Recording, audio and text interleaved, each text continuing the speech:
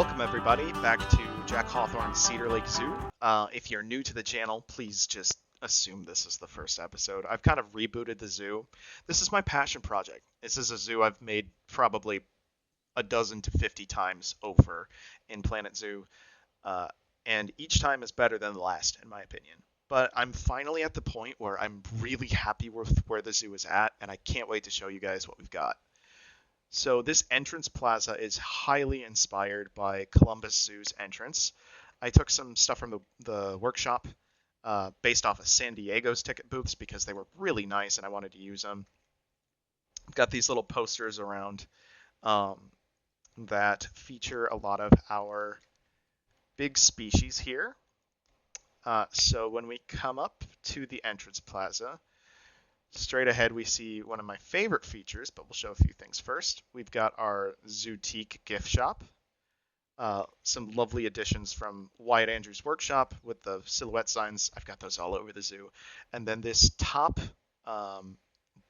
dome roof thing is from Mappy, but I expanded it outward because it was a really good start, and I just wanted that shape, but I think just this much is from Mappy.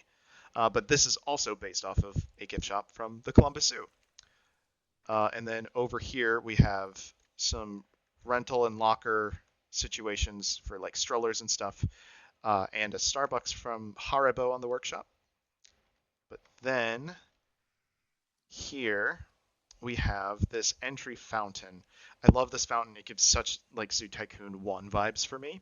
But it's using the beta test version of the taxidermy mod, which is not out for everybody. I just do a lot of beta testing for the modders because I'm willing to break my game for them. But I just love how all of this turned out.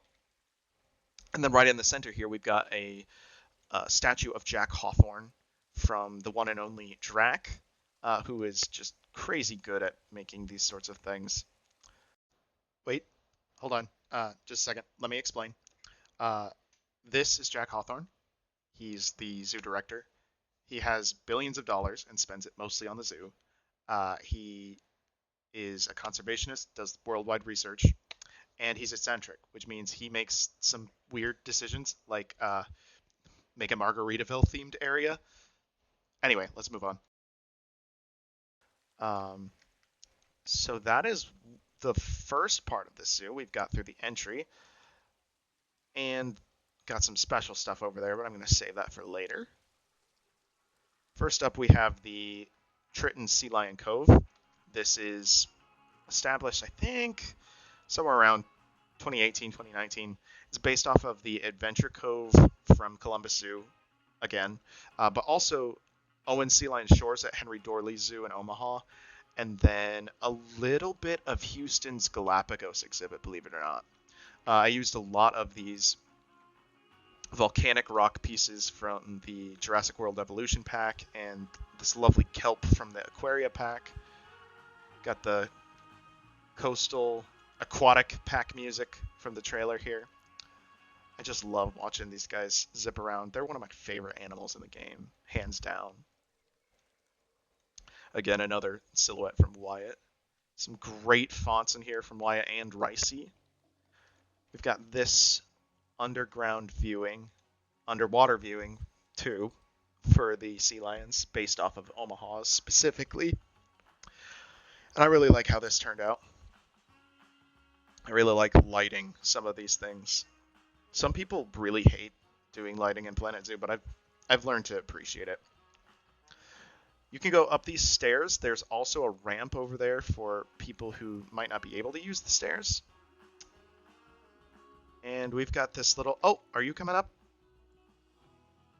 No. Essentially, this little thing, because there's not room for an amphitheater or anything like that, would be where a keeper can come in and do a little presentation. And you got this mesh up here so you can really smell like the fish and stuff when they're using it. Because, you know, zoos should be a experience for all your senses. And then we have this little area up here. Got some scaled down redwood trees to kind of give the California coastal vibe. I am just really proud of how this exhibit turned out. It was the first thing that I built for animals in the zoo, and it just felt really special. And it was kind of when I knew this was the version I was going to continue with. Over here, we've got a little pond with some mute swans and sandhill cranes, but technically, I think they would be trumpeter swans. I just haven't downloaded a mod for those if they have one yet. But we've got the sandhills and the swans in here, just some waterfowl. Over there is another thing we'll get to another day. But I'm really excited for some of the plans I have for North America. And if you can hear the music over there, it was the Coastal Aquatic Pack music. And you come in here, you've got some of that classic Zoo Tycoon 2 goodness. We've got some Aldabra and Galapagos giant tortoises here, doing what tortoises do, I guess. I like these animals a lot, but they're really not the most exciting thing at the zoo.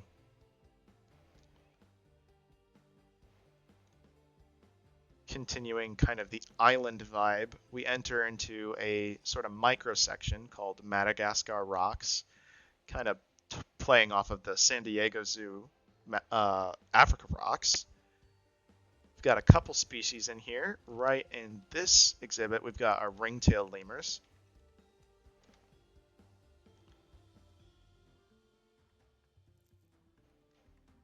And then some black and white ruffed lemurs.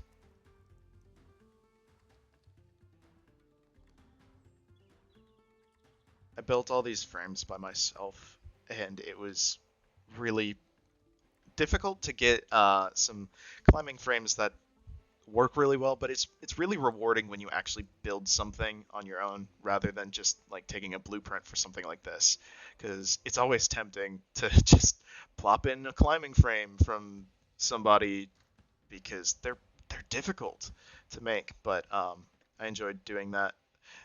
But then again, I just kind of slapped one in here.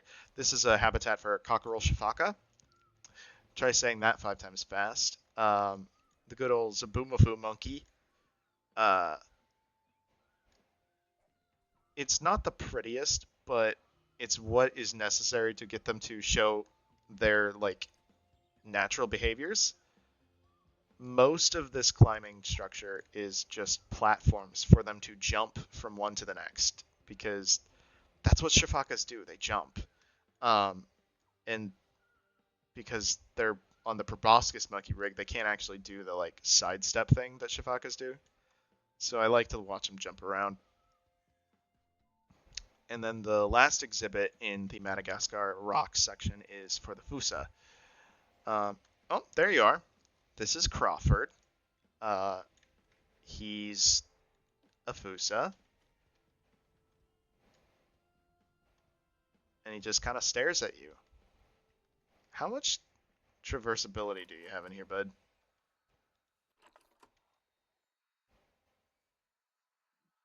Yeah, I don't know what your problem is. You're fine. But whatever. See you, Crawford. A lot of the animals in this zoo actually have names, and some of that comes from the fact that this used to be my ZSU zoo, and then over time it just kind of evolved and became just whatever I wanted to have in here. So we've got a group of Dhole brothers here, kind of basing their story, so to speak, off of an episode of, I think it's Secrets of the Zoo with Columbus. They showed that they transferred a couple Dhole brothers from the San Diego Zoo to the Columbus Zoo. Can you tell that I like the Columbus Zoo? Probably not. But yeah, I was having a lot of fun in this part of the zoo just making random exhibits. I usually like to make these big hyper-themed areas, and then over time I just kind of enjoyed making these things that technically are just supposed to be afterthoughts, not just for me building it, but for the zoo and the lore. And then we got this awesome fencing from Stoppable Son on the workshop. And what would Dholes be without a pineapple Dole whip? So come over here and get yourself some soft serve pineapple based ice cream. He's got all red clothes because it's pineapple. Red, yellow. I'm not a YouTuber. We've got this here, but what could this be for? Hmm. Well, we're actually coming at it kind of the wrong way, but I suppose we'll just kind of hide it for right now. This is a cassowary enclosure. I can't remember if I've given you a name, but he's all by himself because he's an Anky boy. And if you watched the previous episode, the Sumatran rainforest is through here. I enjoy it, but I'm redoing the orangutan habitat at the end. So if you really want to see this before I revamp it, watch the previous episode. But if not, you can just kind of wait. And tropic treats right here. So over here we have the Dragon's Den. It is another one of those kind of micro areas specifically for Komodo dragon. His name is Kobe, and I don't know where he at. I don't know where he's at.